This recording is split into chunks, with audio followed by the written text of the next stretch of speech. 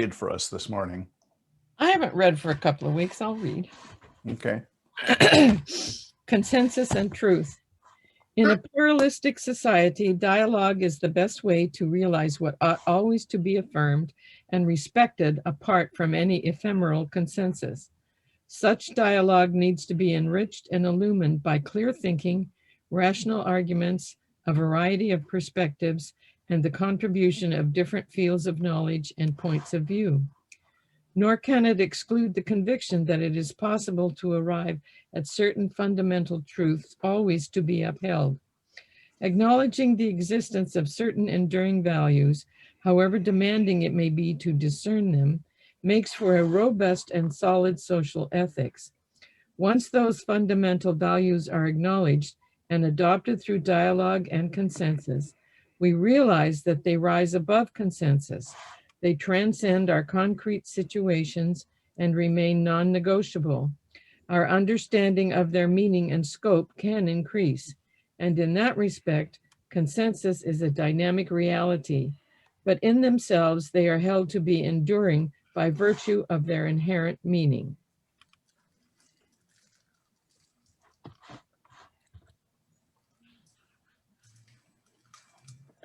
Anybody want to translate that? I'm sorry? Does anybody want to translate that?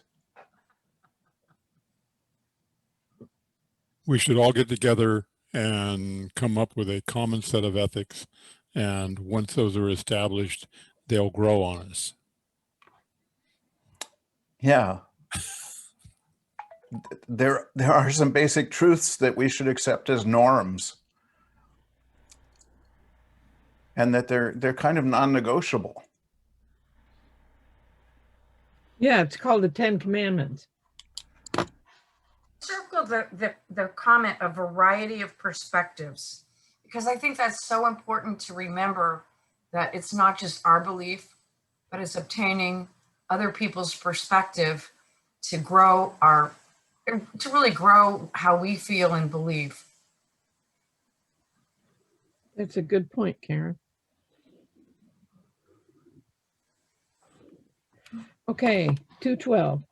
If something always serves the good functioning of society, is it not because, lying beyond it, there is an enduring truth accessible to the intellect?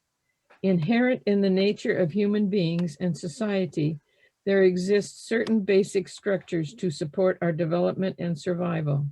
Certain requirements thus ensue, and these can be discovered through dialogue, even though, strictly speaking, they are not created by consensus. The fact that certain rules are indispensable for the very life of society is a sign that they are good in and of themselves. There is no need, then, to oppose the interests of society, consensus, and the reality of objective truth. These three realities can be harmonized whenever, through dialogue, people are unafraid to get to the heart of the issue.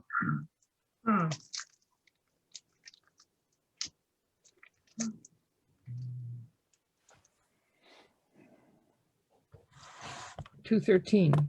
The dignity of others is to be respected in all circumstances, not because that dignity is something we have invented or imagined, but because human beings possess an intrinsic worth superior to that of material objects in contingent situations.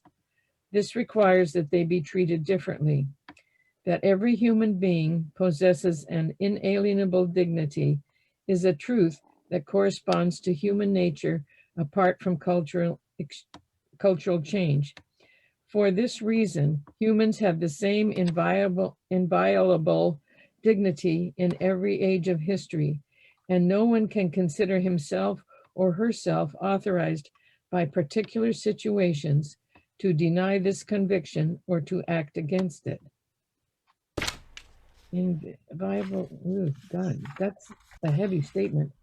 The intellect can investigate the reality of things through reflection, experience, and dialogue, and come to recognize in that reality which transcends it, the basis of certain universal moral demands.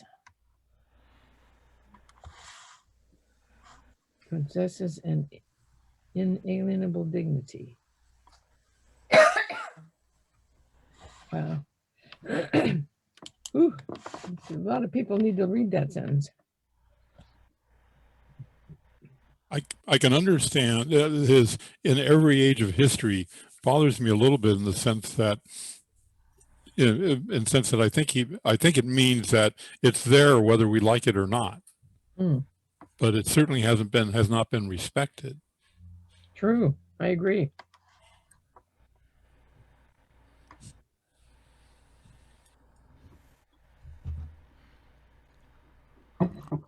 To agnostics, this foundation could prove sufficient to confer a solid and stable universal validity on basic and non-negotiable ethical principles that could serve to prevent further catastrophes. As believers, we are convinced that, pardon me, human nature as the source of ethical principles was created by God, and that ultimately it is He who gives those principles their solid foundation. This does not result in an ethical rigidity, nor does it lead to the imposition of any moral system, since fundamental and universally valid moral principles can be embodied in different practical rules. Thus, room for dialogue will always exist. I have an observation. I'm not sure how that fits into what we are reading right now, but I noticed a little ticker last night while we were watching the news that the Pope said that priests cannot bless same-sex marriages. Right. Actually, he was allowing to go forward a policy statement that had been made by a particular congregation within the Curia. And I know this sounds like splitting hairs, but it's not him making the statement. Does that make sense? No. No. Yeah, right. It's a kind of a political thing within the Vatican. And it's that the Congregation for Doctrine has made this statement of policy, and the Pope has then made a statement that allows it to go forward as a statement of doctrine. Okay. But it's not going to be something that has to stand forever. And it's not something that he is necessarily saying as the Pope. I read a statement earlier today by an Episcopal priest who's actually done a lot of study about how the Curia works and how these kinds of dynamics work.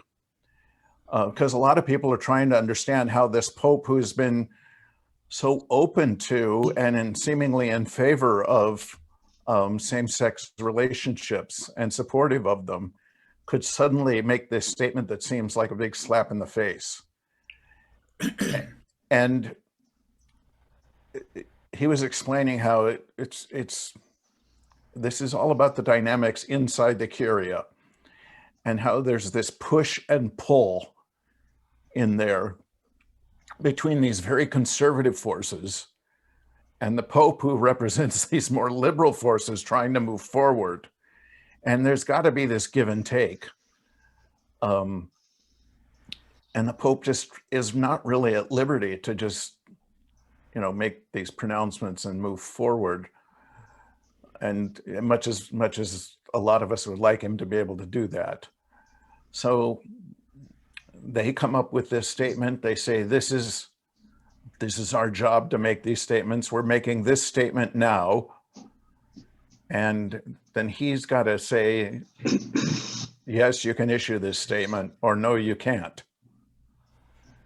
If he says, no, you can't, there's a big explosion inside, and it basically becomes civil war inside the Curia. And he's not prepared. He's not prepared to have that right now. That explanation helps, because when I saw that immediately, I thought, well, this is a change from what my recollection of what the Pope had said in the past about same-sex unions. Is there a way for the Catholic Church to acknowledge a same-sex union without blessing it?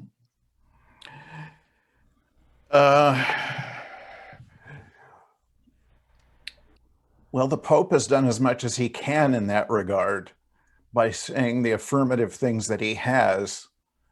And he's kind of, in his way, given some permission for individual priests to affirm love between people, however it occurs. And this is why people like Richard Rohr can say the kinds of things he says without running afoul and being called on the carpet and censured. I've got to tell you, I am so glad we don't have to navigate this kind of maze. And we did for a while. We did for a while. And it took us a long time to get to a place where, as a denomination, we could say, we're tired of this game. We're going to make a positive statement once and for all. And it cost us. And the fact is that the Roman Church is just way behind us on this. And when they do eventually get to the point, and it may be a long, long time before they do, but when they do, it will cost them too. It just will. That's just the way these things work. Because the world is not in that place, and I don't know that it ever will fully be. There are always going to be people who just can't accept that is part of human nature. It is part of the human spectrum. And they want there to always be some other that they can disparage. And that's unfortunate. Is there an official position that comes from the Curia, I think you said, to speak for the Roman Church at this point on divorce? I'm sorry, it comes from the Curia about what, Ellen? Divorce? Yeah, they're against it. Right, but I mean, can it be, in other words, like what Phil was asking, can it be acknowledged without being blessed? I mean, it's like saying it's accepted without being condoned. I don't know if that's the same thing or not. The closest they get to that is that a marriage can be annulled. It can be declared annulled. And that's a tricky business and depends on what priest you get to do it for. Yeah, but generally they're opposed to divorce, and a divorced person is living outside of the communion of the church. So they are considered to be living in sin. So, and that's another thing. Then that brings into their question their whole understanding of the Eucharist and how the Eucharist works and who's permitted to receive the Eucharist and yada, yada, yada, yada. I mean, these are areas where we have very different understanding from them, which, this is why we continue to talk and be in dialogue, because these are the kind of issues where we have a lot of theology to sort out before we could ever begin to think about reunification. But we keep talking.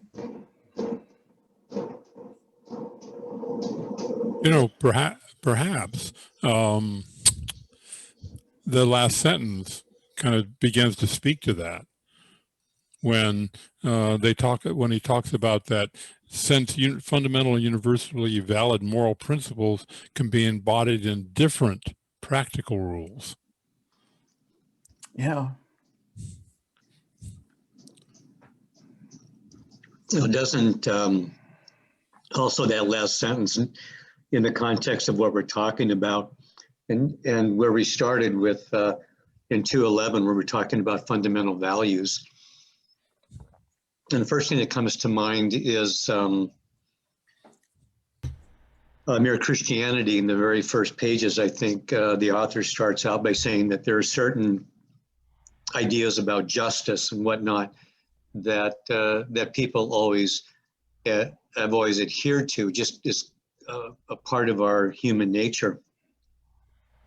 But then when you talk about the fundamental values, and then is same-sex marriage fundamental value, or is that a relative or a humanistic value? You know, then we begin to see where these differences make it difficult for us to have a conversation. And like you were mentioning, Pastor, it makes it nearly impossible at this point in time to have a reconciliation of the Protestant and the Roman Catholic churches because of these divergent views on matters such as this same-sex marriage. One of the things I'm becoming aware of in my course on the Franciscan Way is there are really divergent views within the Roman Church as well. So the idea of having a conversation with the Roman Church as if it were monolithic is also difficult because of that.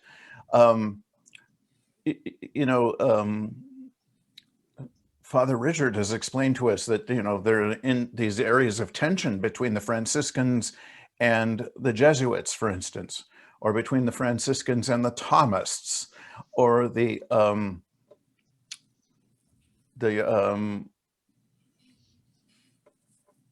I'm forgetting the name of the order. But anyway, there are these little internal tensions between these different orders because they come at things from different philosophical directions. And so they have different views on how things are and how they should work. They're all under this umbrella of the Roman Catholic Church, but they have very different approaches to how things are and how they should be done. The Franciscans are the ones who approach everything from the greatest position of grace. And I think that's one reason Lutherans get along with them so well. I really do. I think about a third of my class is Lutheran, but it's just really interesting to me because, you know, Father Richard's been telling us, you know, no, if we were from this order, we'd be approaching this philosophically from this very different direction. But we come from, you know, if we were Augustinian, we would be coming, and, you know, Luther was an Augustinian. So I can hear that and go, oh, yeah, this is where Lutherans come at it from here. And this is why I've always been a little uneasy with this idea. Anyway, so even within the Roman Church, there's friction between different understandings of things, and we tend to think of them as a monolith, and they're not.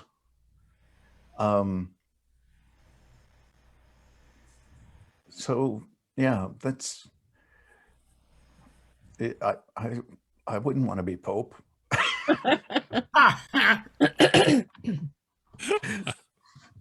A new culture. Life, for all its confrontations, is the art of encounter.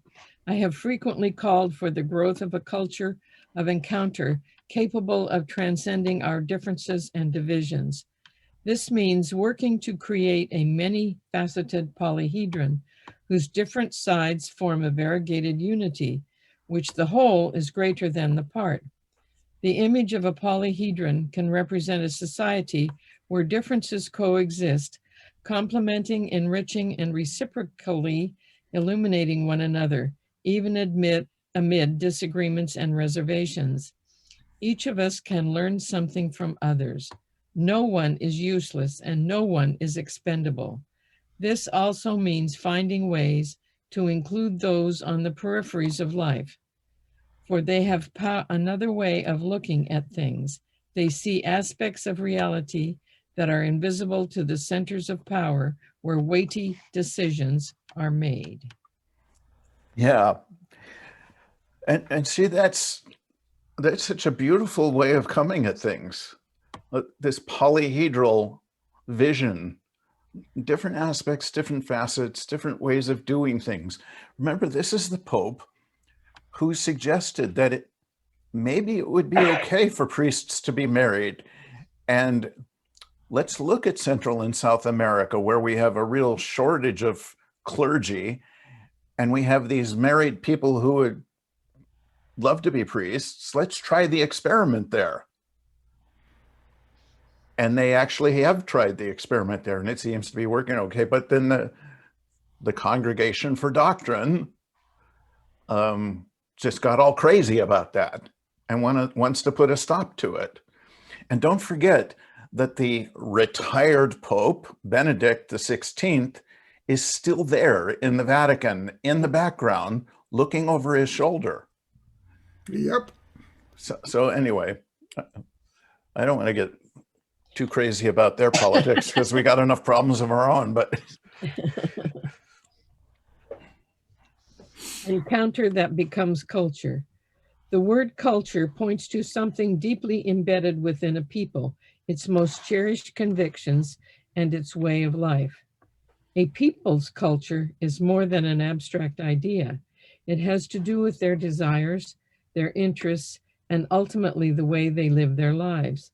To speak of a culture of encounter means that we as a people should be passionate about meeting others, seeking points of contact, building bridges, planning a project that includes everyone. This becomes an aspiration and a style of life. The subject of this culture is the people, not simply one part of a society that would pacify the rest with the help of professional and media resources. Wow, I like that last sentence.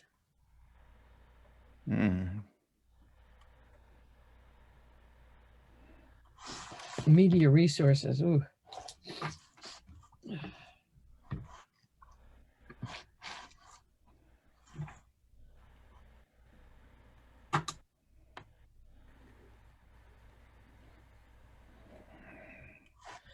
Social peace demands hard work, craftsmanship. It would be easier to keep freedoms and differences in check with cleverness and a few resources.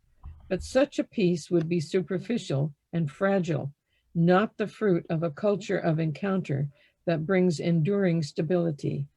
Integrating differences is a much more difficult and slow process, yet it is the guarantee of a genuine and lasting peace. That peace is not achieved by recourse only to those who are pure and untainted, since even people who can be considered questionable on account of their errors have something to offer which must not be overlooked. Wow. Nor does it come from ignoring social demands or quelling disturbances, since it is not a consensus on paper or a transient peace for a contented minority. What is important is to create processes of encounter, processes that build a people that can accept differences. Let us arm our children with the weapons of dialogue.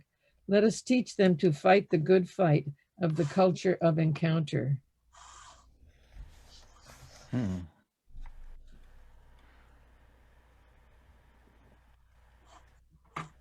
So maybe we should reinstitute rhetoric as a college class. that'd be good. Yes.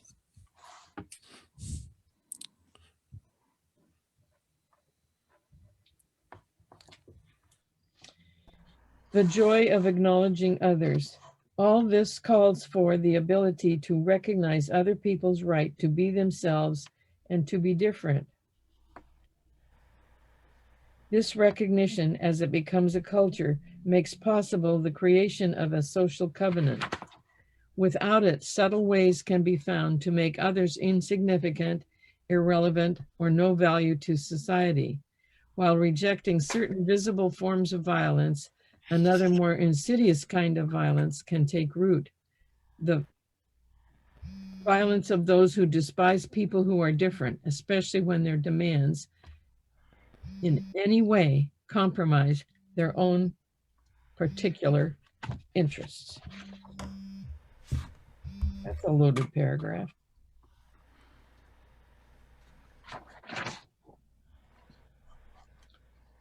When one part of a society exploits all that the world has to offer, acting as if the poor did not exist, there will eventually be consequences. Sooner or later, ignoring the existence and rights of others will erupt in some form of violence, often when least expected. Liberty, equality, and fraternity can remain lofty ideals unless they apply to everyone. Encounter cannot take place only between the holders of economic, political, or academic power. Genuine social encounter calls for a dialogue that engages the culture shared by the majority of the population. It often happens that good ideas are not accepted by the poorer sectors of society because they are presented in a cultural garb that is not their own and with which they cannot identify. A realistic and inclusive social covenant must also be a cultural covenant, one that respects and acknowledges the different worldviews, cultures, and lifestyles that coexist in society.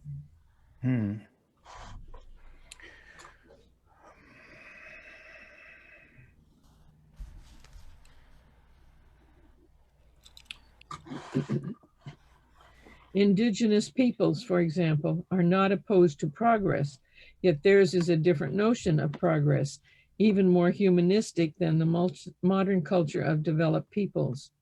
Theirs is not a culture meant to benefit the powerful, those driven to create for themselves a kind of earthly paradise. Intolerance and lack of respect for indigenous popular cultures is a form of violence grounded in a cold and judgmental way of viewing them. No authentic, profound, and enduring change is possible unless it starts from the different cultures, particularly those of the poor. A cultural covenant eschews a monolithic understanding of the identity of a particular place. It entails respect for diversity by offering opportunities for advancement and social integration to all.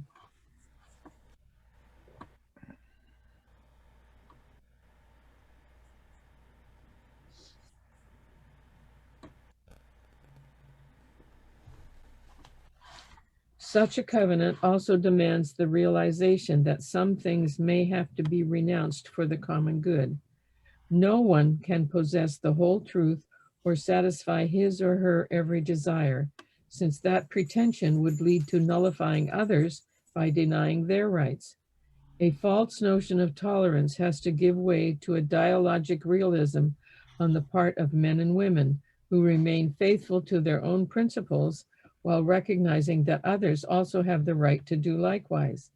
This is the genuine acknowledgement of the other that is made possible by love alone. We have to stand in the place of others if we are to discover what is genuine, or at least understandable, in their motivations and concerns. Walk a mile in my shoes. Yep. Yeah. Should have said my moccasins, because that's where it came from. Recovering kindness. Consumer individualism has led to great injustice. Other persons come to be viewed simply as obstacles to our own serene existence. We end up treating them as annoyances, and we become increasingly aggressive. This is even more in the times of crisis, catastrophe, and hardship, when we are tempted to think in terms of the old saying, every man for himself. Yet even then, we can choose to cultivate kindness. Those who do so become stars shining in the midst of darkness. St. Paul describes kindness as a fruit of the Holy Spirit, Galatians 5. He uses the Greek word Christotes, which describes an attitude that is gentle, pleasant, supportive, not rude, of course.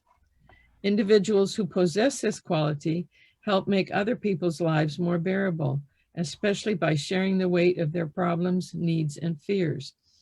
This way of treating others can take different forms: an act of kindness, a concern not to offend by word or deed, a readiness to alleviate their burdens. It involves speaking words of comfort, strength, consolation, and encouragement, and not words that demean, sadden, anger, or show scorn. I just want to share here that in Hebrew, the word that's translated as kindness, and sometimes it's translated as mercy, it's the same word. It has roots in a word for covenant. And it has an understanding that we have a covenant with each other and with God, that we are all of the same people, that we are all of the same kind. So I've always really appreciated that understanding of kindness. It helps me to, like when you hear in Psalm 23, surely goodness and mercy, it's that word mercy, kindness will follow me all the days of my life, that will be part of life with each other and life with God. That it's part of the agreement we have with each other, that this is how we will treat each other because of our relationship with each other and with God. It's part of the deal in being human. So this goes back to the idea of a fundamental basis of humanity back in paragraph 211, right? Yeah, it does.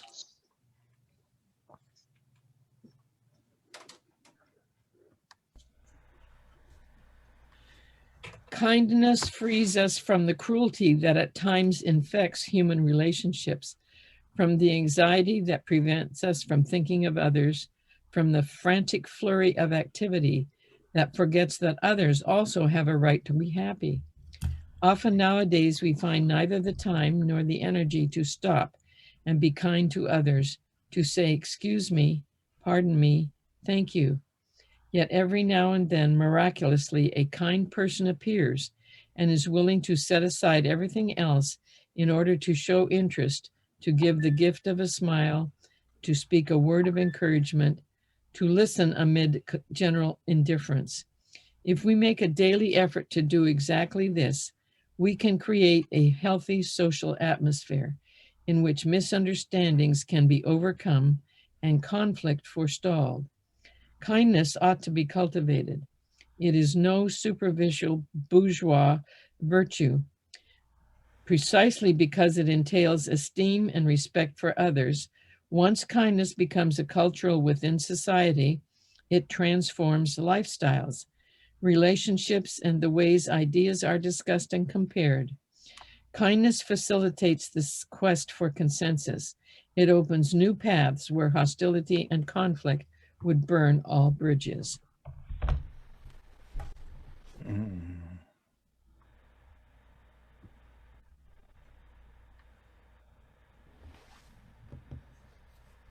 Somebody else can read now. Thank you, Margie. You're welcome. My pleasure. I'll pick up. Chapter 7, excuse me, has a renewed encounter. In many parts of the world, there is a need for paths of peace to heal open wounds. And there is also a need for peacemakers, men and women prepared to work boldly and creatively to initiate processes of healing and renewed encounter.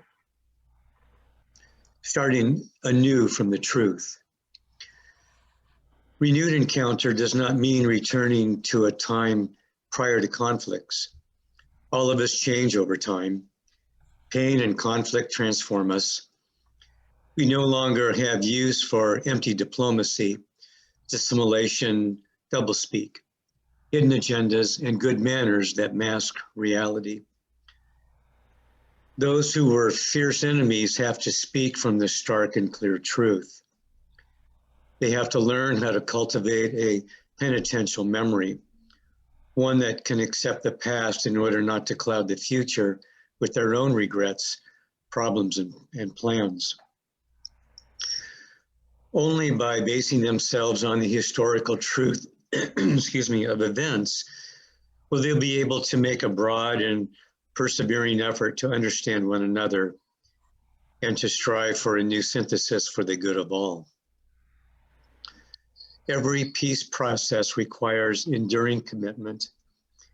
It is a patient effort to seek truth and justice, to honor the memory of victims, and to open the way step by step to a shared hope stronger than the desire for vengeance. As the bishops of the Congo have said with regard to one recurring conflict, peace agreements on paper will not be enough. We will have to go further by respecting the demands of truth regarding the origins of this recurring crisis. The people have the right to know what happened. Do you think he's referring to the, there's a name for it, the reconciliation councils, I guess. I think they had them in Rwanda and also in South Africa to kind of address the violence that occurred there. You think that's what he's referring to? Yeah, possibly. Yeah. Excuse me, I'm sorry. Paragraph 227. Truth, in fact, is an inseparable companion of justice and mercy. All three together are essential to building peace. Each, moreover, prevents the other from being altered. Truth should not lead to revenge, but rather to reconciliation and forgiveness. Yeah. Truth means telling families torn apart by pain what happened to their missing relatives. Truth means confessing what happened to minors recruited by cruel and violent people. Truth means recognizing the pain of women who are victims of violence and abuse. Every act of violence committed against a human being is a wound in humanity's flesh. Every violent death diminishes us as a people. Violence leads to more violence, hatred to more hatred, death to more death. We must break this cycle, which seems inescapable. But it seems like he's really talking to the situation in Argentina, which I'm sure he's really familiar with. Yeah, I think so. Yeah, all the people that were killed and lost there, that we have no idea what's happened to them. That disappeared. Mhm. Yeah. The Art and Architecture of Peace, paragraph 228. The path to peace does not mean making society blandly uniform, but getting people to work together side by side in pursuing goals that benefit everyone. A wide variety of practical proposals and diverse experiences can help achieve shared objectives and serve the common good. The problems that a society is experiencing need to be clearly identified so that the existence of different ways of understanding and resolving them can be appreciated. The path to society's social unity always entails acknowledging the possibility that others have, at least in part, a legitimate point of view, something worthwhile to contribute, even if they were in error or acted badly. We should never confine others to what they may have said or done, but value them for the promise that they embody, a promise that always brings with it a spark of new hope.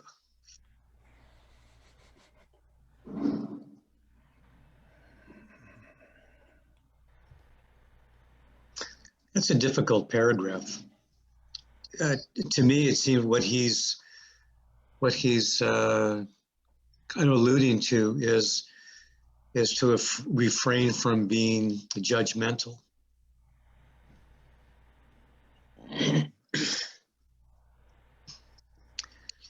Paragraph 229.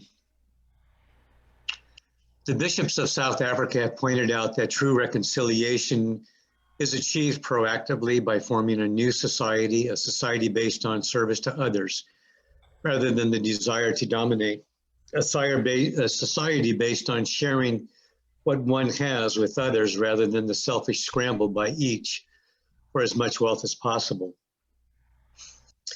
A society in which the value of being together as human beings is ultimately more important than any lesser group, whether it be family, nation, race, or culture. As the bishops of South Korea have pointed out, true peace can be achieved only when we strive for justice through dialogue, pursuing reconciliation, and mutual development. So I'd like to hand off the reading to somebody else now.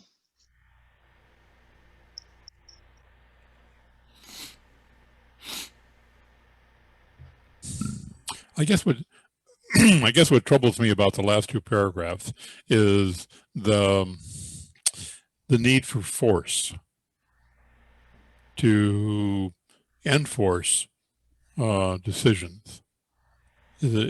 I'm thinking about Myanmar or some of these places. Is that last night on PBS the representative to the United Nations from Myanmar was pleading that the Western nations need to cut off the financial ability of the Myanmar military, and apparently they run, as in other countries we've seen, run some of the businesses in the country, and so and yet. And yet, you know, this seems to just to talk about dialogue, and I'm just, boy, we're a long ways away from that.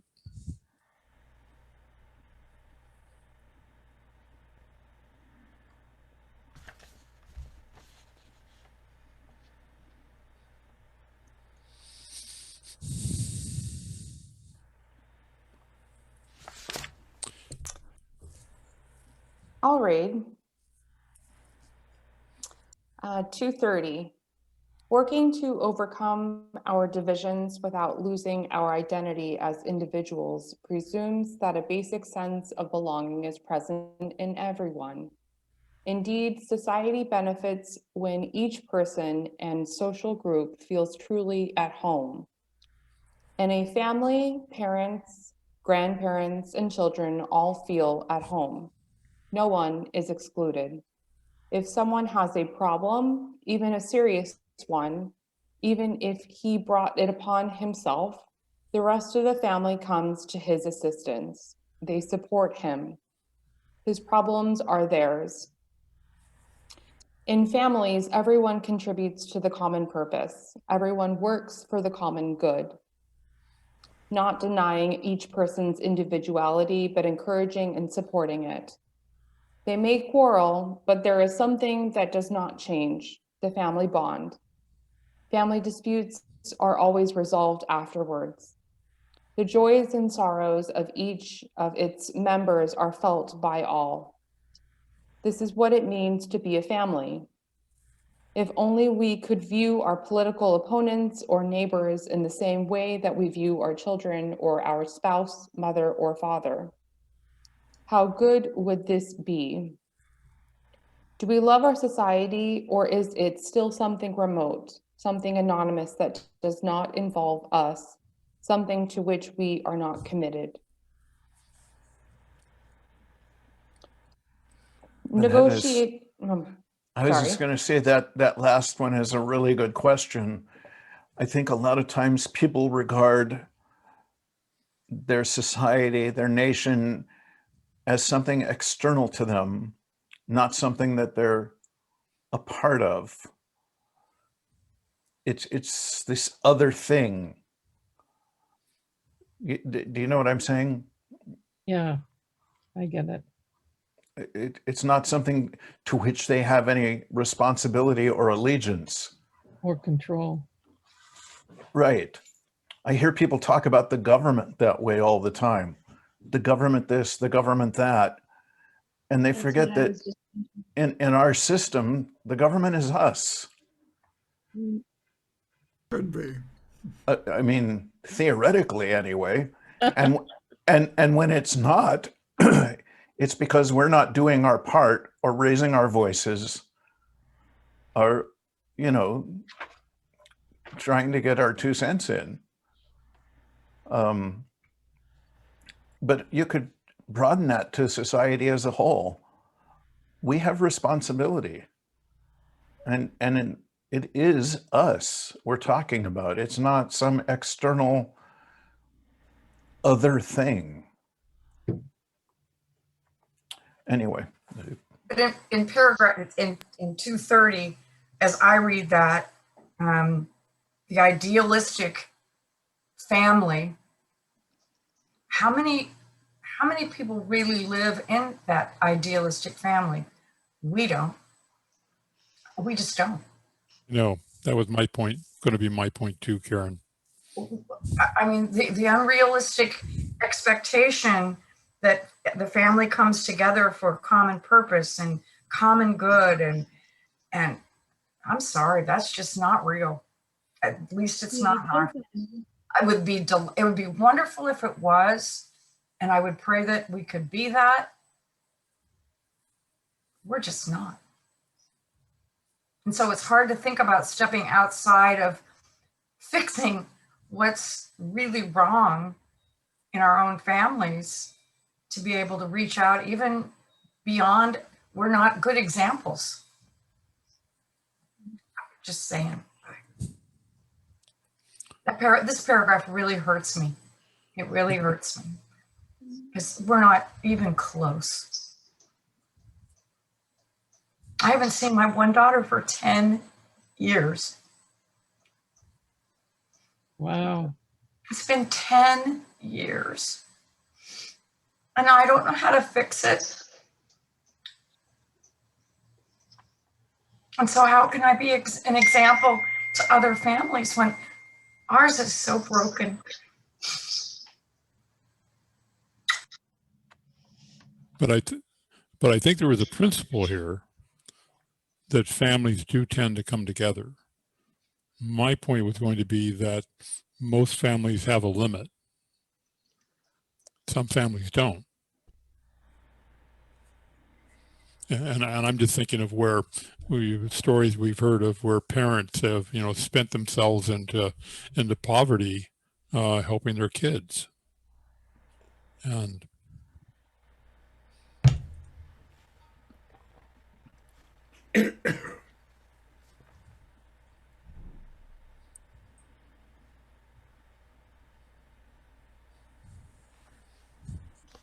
It also seems to kind of assume that everybody's on the same page regarding the family values.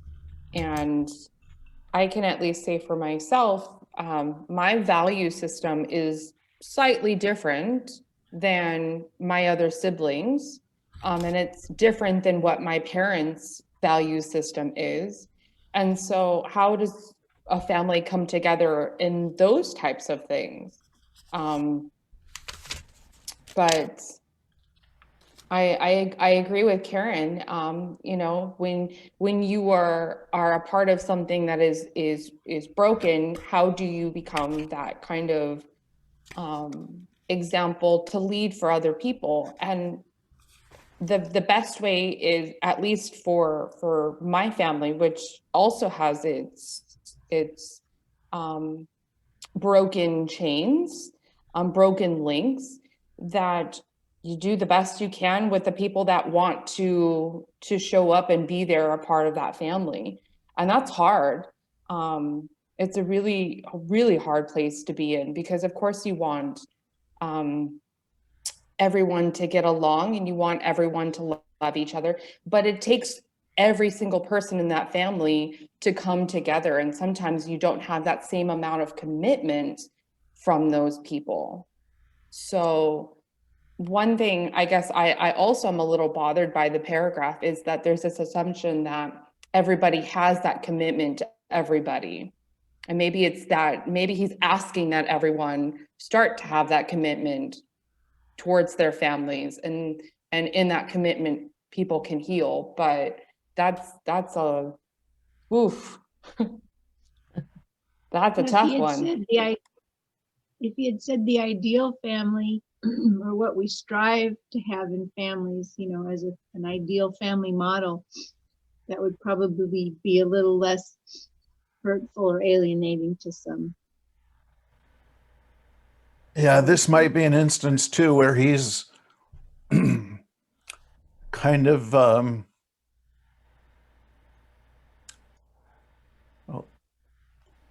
trapped in the ideal Catholic paradigm.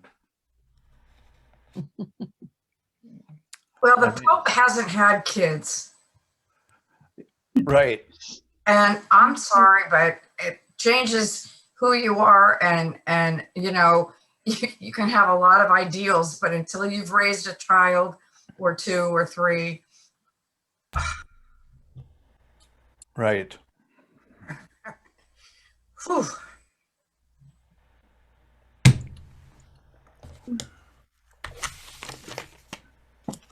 Okay, 11 o'clock. 2:31. Oh, it is, Sorry, we're at time?